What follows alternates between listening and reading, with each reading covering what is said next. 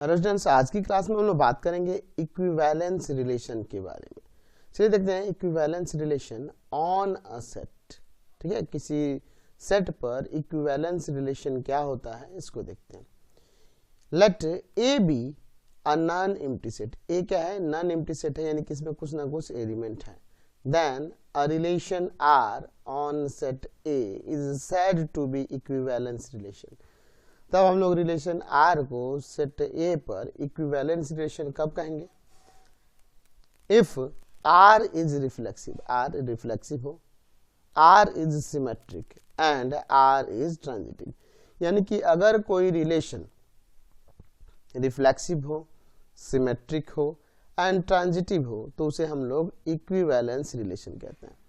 Reflexive का मतलब क्या है कि अगर ए रिलेटेड टू ए हो for all A belongs to A, यानी कि ए के पेयर में सभी एलिमेंट आर में बिलोंग करने चाहिए, उस रिलेशन आर में बिलोंग करने चाहिए, है ना। सभी ए एलिमेंट बिलोंग्स टू ए के लिए, ठीक है। यानी कि सेट ए में जितने भी एलिमेंट होंगे उन सभी के पेयर ए के फॉर्म में उस रिलेशन आर में होगा तो रिफ्लेक्सिव हो जाएगा। सिमेट्रिक के लिए हम लोग जानते हैं कि अगर ए रिलेटेड टू बी है देन बी रिलेटेड टू भी ए होना चाहिए, यानी कि ए बी अगर आर में बिलोंग कर रहा है तो उसमें बी ए भी बिलोंग करना चाहिए, जहां ए बी किससे बिलोंग करेगा? सेट ए से। ट्रांजिटिव के लिए जानते हैं आप क्या कि ए अगर बी से रिलेटेड है और बी सी से रिलेटेड है तो ए सी से रिलेटेड होना चाहिए, यानी अगर ए बी बिलोंग कर रहा है आर में एंड बी सी भी बिलोंग कर रहा है तो ए सी भी बिलोंग करना चाहिए आर में, तो वो ट्रांजिटिव होता है। तो अगर कोई रिलेशन रिफ्लेक्सिव हो, सिमेट्रिक हो एंड ट्रांजिटिव हो तो उसे हम लोग इक्विवेलेंस रिलेशन कहते हैं। जैसे एक एग्जांपल के लिए देखिए, मान लीजिए ए सेट है जिसमें एलिमेंट है 1 2 एंड 3। तो मैं यहाँ पर आर को कह रहा हूँ कि एक रिलेशन है जिसके एलिमेंट यहाँ 1 1 1 2, ठीक है, आपका 2 2 3 3 2 1 मैं ले लेता हूँ। ध्यान दीजिए, अगर हम लोग रिफ्लेक्सिव की बात करें तो देखो इसमें पेयर में 1 1 है, 2 2 है, 3 3 है। दैट मीन्स ये क्या है? रिफ्लेक्सिव है। तो इसको लिखाएंगे कैसे? इस देखो ऐसे लिख सकते हैं। फर्स्ट पहले हम लोग बात करते हैं रिफ्लेक्सिव के लिए। तो रिफ्लेक्सिव के लिए यहाँ पे लिखेंगे कि इसमें 1 1 2 2 एंड 3 3 बिलोंग कर रहा है रिलेशन आर में फॉर ऑल, क्या देख रहे हैं?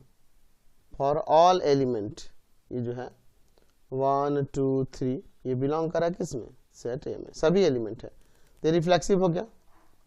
आर इज रिफ्लेक्सिव, है ना। इसको आप ऐसे भी लिख सकते हैं कि A belongs to R for all A belongs to set A, ऐसे भी दिखा सकते हैं।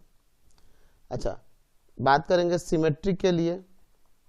सिमेट्रिक के लिए ध्यान दीजिए, इसमें ये 1 1 2 2 3 3 तो है ही, लेकिन यहाँ पे देखिए इनको रिवर्स करेंगे तो वही आ जाएगा, तो इससे कोई दिक्कत नहीं है। यहाँ पे देखिए 1 2 है तो 2 1 होना चाहिए, है ना। तो ये सिमेट्रिक है कि नहीं?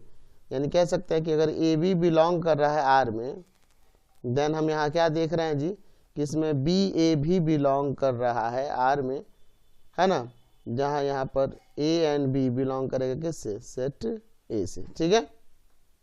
देख रहे हैं ना, आर इज सिमेट्रिक हो जाएगा।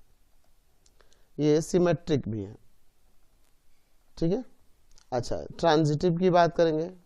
ट्रांजिटिव की, तो ट्रांजिटिव के लिए देखिए यहाँ ध्यान से 1 1 है, 1 रिलेटेड टू 2 है तो 1 और 2 रिलेटेड होना चाहिए, तो ये यही है। अच्छा, यहाँ पर 1 2 है, 2 2 है तो 1 के साथ यहाँ पर 1 2 भी होना चाहिए, तो यही है। अच्छा, 1 2 है, यहाँ पे 2 1 है तो 1 और 1 भी होना चाहिए, तो वो यहाँ है। 2 2 है और 2 1 है तो यहाँ इस 2 और 1 का होना चाहिए, तो यही है। 3 3 है, अब 3 के साथ कोई रिलेटेड तो है नहीं। 2 1 है, 1 के साथ कोई रिलेटेड है तो 1 के साथ यहाँ पे 1 2 है तो 2 2 होना चाहिए, तो 2 2 भी है। 2 1 है और 1 1 है तो इस 2 और इस 1 को होना चाहिए, तो 2 1 यही है।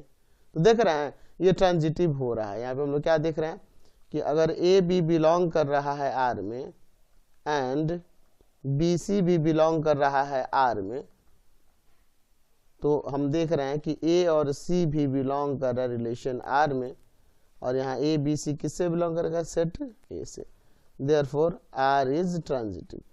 तो यह रिफ्लेक्सिव हो गया, सिमेट्रिक हो गया एंड ट्रांजिटिव हो गया। हेंस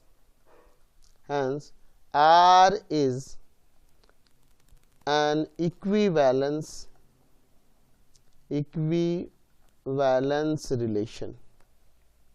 ये आपका इक्विवेलेंस रिलेशन हो गया, क्योंकि ये रिफ्लेक्सिव हो रहा है, सिमेट्रिक हो रहा है एंड ट्रांजिटिव हो रहा है, तो इसे हम लोग क्या कहेंगे, इक्विवेलेंस रिलेशन कहेंगे। तो इक्विवेलेंस रिलेशन समझ गए।